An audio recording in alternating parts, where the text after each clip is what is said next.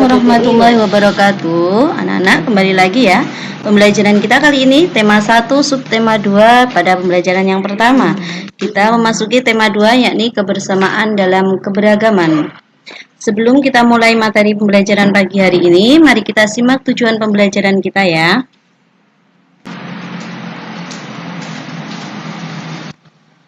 Oke. Selanjutnya, amati gambar di bawah ini. Di sini ada gambar beberapa anak yang sedang berkumpul untuk melaksanakan sebuah percobaan. Setelah memperhatikan gambar, kalian dengarkan pembacaan teks di bawah ini. Bekerja sama dalam keberagaman. Edo dan temannya mendapat tugas untuk melakukan percobaan tentang bunyi. Lani dan Siti membawa beberapa kaleng yang telah dilubangi. Udin dan Beni membawa benang kasur. Mereka berkumpul di depan halaman rumah. Keenam sekawan siap bekerja sama melakukan percobaan. Saat percobaan akan dimulai, tiba-tiba terdengar adzan. Siti dan Udin meminta izin teman-temannya untuk melakukan sholat. Teman-temannya mengizinkan mereka untuk melakukan ibadah. Edo meminjamkan ruang makannya untuk digunakan Siti dan Udin sholat, meskipun Edo beragama Katolik. Ia tidak keberatan rumahnya dipakai untuk sholat. Beni yang beragama Kristen, Dayu beragama Hindu, dan Lani yang beragama Buddha menunggu dengan sabar temannya yang beribadah.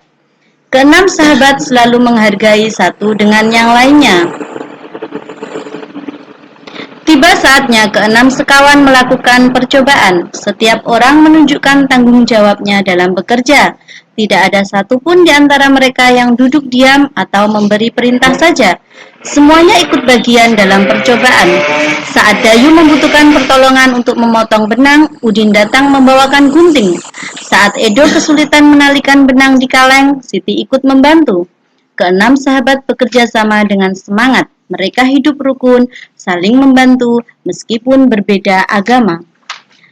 Dari bacaan teks di atas dapat kita ketahui bahwa bekerja sama itu tidak mengenal perbedaan. Walaupun mereka berbeda agama, mereka berbeda suku bangsa, tapi mereka tetap bersatu, bekerja sama karena mereka adalah Indonesia. Jadi, anak-anak, walaupun kita berbeda, walaupun agamanya tidak sama, tetapi tidak boleh saling bermusuhan, tidak boleh saling bertengkar, harus tetap bisa melakukan kerjasama dengan baik dan rukun ya. Berikut cara sesudah membaca teks, kalian akan menentukan gagasan pokok dan gagasan pendukung dalam bentuk diagram yang sudah kita pelajari pada pembelajaran sebelumnya. Bagaimana caranya menentukan gagasan pokok dan gagasan pendukung dalam bentuk diagram? Yang pertama, kalian baca paragraf dengan seksama. Mencermati kalimat pertama hingga terakhir. Menentukan gagasan pokok dan gagasan pendukung. Gagasan pokok adalah bagian inti yang ditulis di bagian atas atau tengah. Sedangkan gagasan pendukung adalah cabang dari gagasan pokok. Dapat ditulis di bagian samping atau di bagian bawah dari gagasan pokok. Kalian perhatikan bagan di bawah ini. Ini adalah bagan untuk menuliskan gagasan pokok dan gagasan pendukung dari teks yang telah kita baca bersama, yakni bekerja sama dalam keberagaman. Untuk gagasan pokok dituliskan pada kolom center sini, kemudian untuk gagasan pendukungnya ada di kolom cabang. Ini untuk paragraf yang pertama. Kemudian ini bagan untuk paragraf yang kedua. Dan ini untuk paragraf yang ketiga. Sesudah materi ini kalian lengkapi ya. Dalam bekerja sama di tengah keberagaman agama, teman-teman kita, Edo dan teman-temannya, melaksanakan sebuah percobaan, yakni untuk membuktikan bahwa bunyi mengalir atau bunyi merambat melalui zat perantara. Perhatikan video di bawah ini.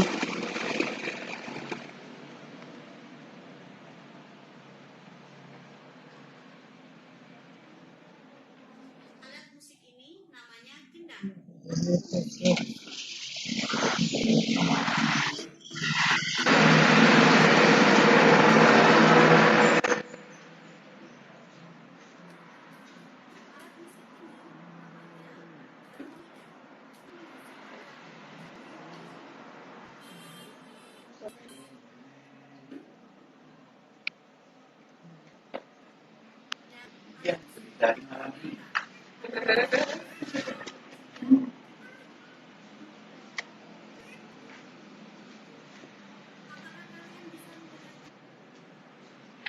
Oke, apakah kalian mendengarkan alat musik dari video tersebut? Jika kalian bisa mendengarnya, berarti terbukti bahwa bunyi dari benda yang bergetar akan dapat sampai ke telinga kita. Bagaimana prosesnya? Perhatikan skema berikut ini. Jadi, bunyi sampai ke telinga kita melalui benda yang bergetar.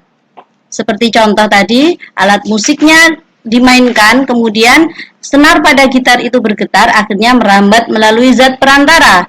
Zat perantara bisa melalui udara, zat padat, dan juga zat cair. Setelah itu, rambatan dari bunyi menggetarkan telinga kita, yakni pada bagian gendang telinga.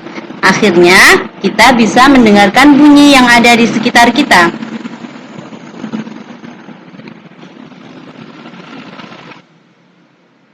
Kembali pada bekerja sama dalam keberagaman, bahwa di Indonesia memiliki keragaman agama yang bermacam-macam, di antaranya agama Islam dengan kitab sucinya Al-Quran, tempat ibadahnya masjid, dan perayaan hari besar agama Islam, di antaranya Hari Raya Idul Fitri, Hari Raya Idul Adha, dan perayaan Maulid Nabi Muhammad. Perhatikan contoh gambarnya. Selanjutnya, keberagaman agama di Indonesia adalah agama Kristen dan Katolik. Agama Kristen dan Katolik memiliki kitab suci berupa Alkitab, tempat ibadahnya gereja, dan memiliki perayaan hari besar agama, yakni Hari Raya Natal dan Jumat Agung. Perhatikan gambar perayaan hari besar agama Kristen berikut. Selanjutnya, keragaman agama yang ada di Indonesia adalah agama Hindu, dengan kitab sucinya Weda, dan tempat ibadahnya pura. Perayaan hari besar agama Hindu adalah Hari Raya Nyepi dan Hari Saraswati atau Hari Ilmu Pengetahuan. Berikut gambarnya. Selanjutnya adalah agama Buddha dengan kitab sucinya Tripitaka, tempat ibadahnya wihara, dan perayaan hari besarnya Hari Raya Waisak dan Hari Asada. Keragaman agama di Indonesia selanjutnya adalah Konghucu dengan kitab sucinya Sisuwujing, tempat ibadahnya kelenteng, dan perayaan hari besar agamanya berupa Hari Raya Imlek dan Cap Gomeh. Demikian adalah keberagaman agama yang ada di Indonesia yang merupakan salah satu dari keberagaman budaya kita. Tugas kalian hari ini adalah merangkum isi materi yang meliputi yang pertama melengkapi gagasan pokok dan gagasan pendukung paragraf 1, 2, dan 3 pada bacaan bekerja sama dalam keberagaman.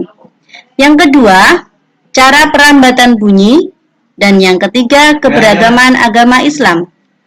Sukses selalu anak-anakku, jangan lupa belajar ya, dan jaga kesehatan. Sekian, terima kasih. Assalamualaikum warahmatullahi wabarakatuh.